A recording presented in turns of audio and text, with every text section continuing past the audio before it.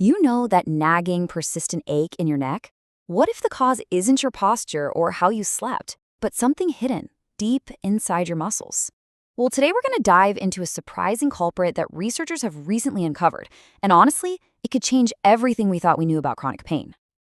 It's a question so many of us ask, right? You do the stretches, you fix your desk setup, but that ache, it just doesn't quit. It feels like a total dead end. But the latest research is suggesting that maybe, just maybe, we've been looking in all the wrong places. The real clues might not be in what we do, but in what our muscles are actually made of.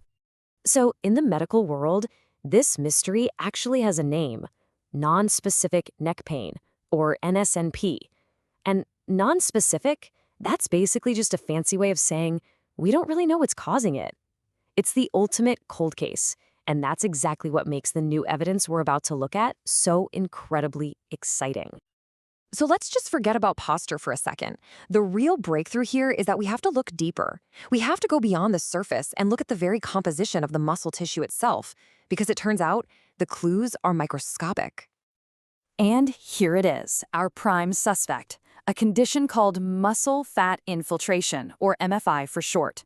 Now, this is the central clue in our investigation, and it is a total game changer for how we understand muscle health. And this, right here, is where we kind of have to throw out the old rule book. We've always been told to focus on muscle strength, right? But this research shows that's only half the story. The real issue, it seems, might be muscle quality, the very stuff your muscles are built from. So, what exactly is muscle fat infiltration? Well, it's pretty much what it sounds like. It's a process where these tiny deposits of fat start to weave their way through your muscle tissue, literally disrupting its structure from the inside out. You know, the best way to picture this is to think of a steak. A healthy muscle is like a lean fillet. It's all functional, efficient tissue. But a muscle with MFI, that's more like a heavily marbled ribeye. And that fat isn't just sitting there. Research shows it actively promotes inflammation and just weakens the muscle's ability to do its job. So how did scientists actually pin this on MFI? I mean, how did they connect the dots? Well, they pulled out one of the biggest tools in the research toolbox, a systematic review. Think of it as this master investigation where they sift through all the existing evidence to find only the most reliable clues. And when I say they cast a wide net, I mean it was massive. They started by pulling in over 1,200 different scientific articles, anything that could have a potential link between muscle fat and this non-specific neck pain. But after this incredibly painstaking process, getting rid of duplicates, irrelevant studies, low-quality research, that huge number was whittled down to just 4. 4 key studies. This is why these reviews are so powerful. The verdict we're about to hear is based on the absolute best, highest quality evidence we have. Okay, so the evidence has been sifted, the case has been built. Now it's time for the verdict. What did these 4 elite studies actually reveal about the link between muscle fat and chronic neck pain? And the first verdict? It was absolutely undeniable. Across all of the top-tier studies, the pattern was crystal clear. The more fat they found inside the neck muscles, the more pain people reported. It's a direct, powerful connection. And it wasn't just about the sensation of pain either. The evidence also showed a really strong link to real-world disability. So higher MFI meant more trouble with everyday things, like turning your head, carrying groceries, just getting through the day. And the investigation even zeroed in on a specific location. They found the connection was strongest in the cervical extensor muscles. Now, those are the muscles running down the back of your neck.